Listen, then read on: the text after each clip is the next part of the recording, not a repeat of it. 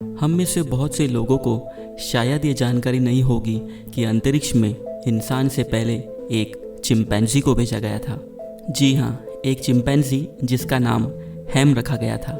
31 जनवरी 1961 ये वो समय था जब सबसे पहले इंसान ने किसी चिंपैंजी को अंतरिक्ष में भेजा था।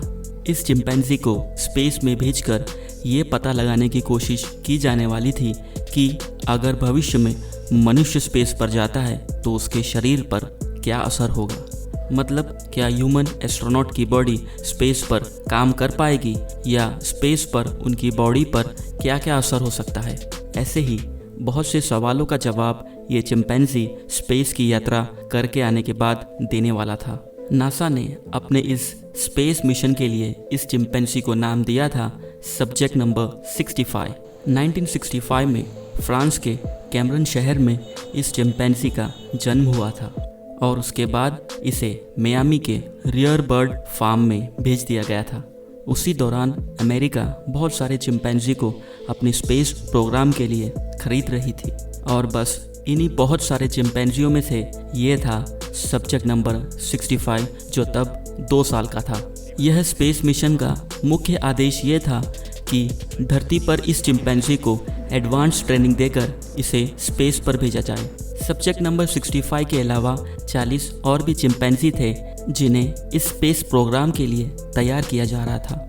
इस एडवांस ट्रेनिंग के दौरान इन चिंपैंजी को light switch off switch on करना और मशीन से सही लीवर खींचना, ये सारी चीज़ों की ट्रेनिंग दी जा रही थी।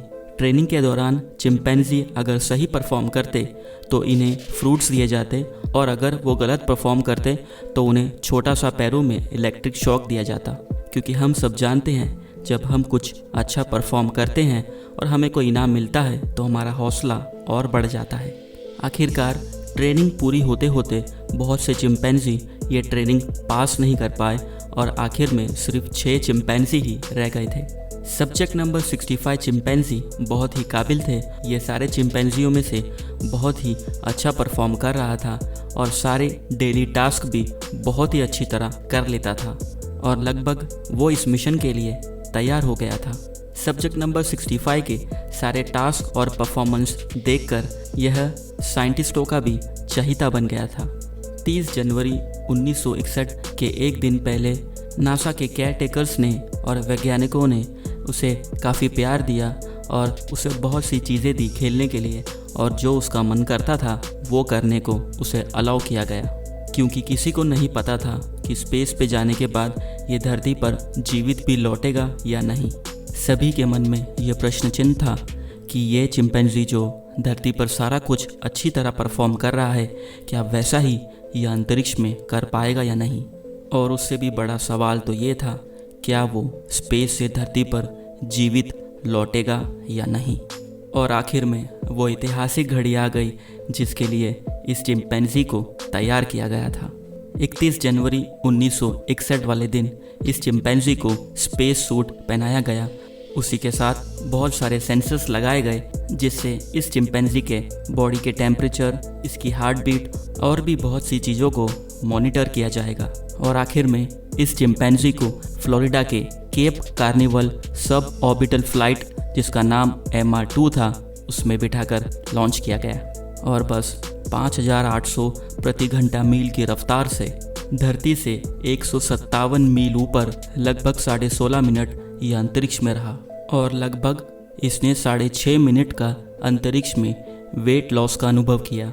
तीव्र गति, जी फोर्स और भारहीनता के बावजूद इसने अपने सारे टास्क सही परफॉर्म किए और बस ये सारे एक्सपेरिमेंट के बाद सब्जेक्ट नंबर 26 का कैप्सूल वापस धरती पर अपने लक्ष्य से लगभग 130 किलोमीटर दूर जाकर अटलांटिक महासागर में लैंड किया।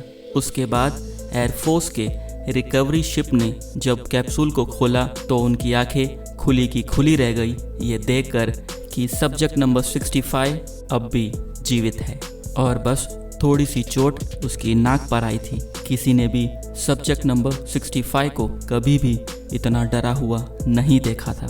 ये सक्सेसफुल मिशन के बाद इस चिंपैंजी का नाम सब्जेक्ट नंबर 65 से हैम्स रखा गया। हैम का मतलब है होलोमैन एरोस्पेस मेडिकल सेंटर। यह वो लैब थी जहां सब्जेक्ट नंबर 65 यानी कि हेम्स को ट्रेन किया गया था। इस मिशन के बाद 1963 में इस चिंपैंजी को नेशनल ज़ू में ट्रांसफ़र कर दिया गया। लगभग 17 साल वो इसी ज़ू में रहा और अंतरिक्ष में जाने के 22 साल बाद 19 जनवरी 1983 को 26 वर्षीय हेम्स का देहांत हो गया।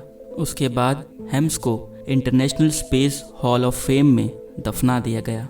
हेम्स की ज़िंदगी के इस अद्भुत सफ़र को हर कोई आज याद करता है। इतने चुनौतीपूर्ण मिशन पर जाना और अपने सारे कार्य कर जीवित लौट कर आना, ये बहुत बहुत बड़ी बात थी। आशा करते हैं आपको हमारा ये वीडियो अच्छा लगा होगा। हमारे और भी ऐसे वीडियो देखने के लिए हमारे चैनल द बिग स्टोरी को ज़रूर सब्सक्राइब कीजिए।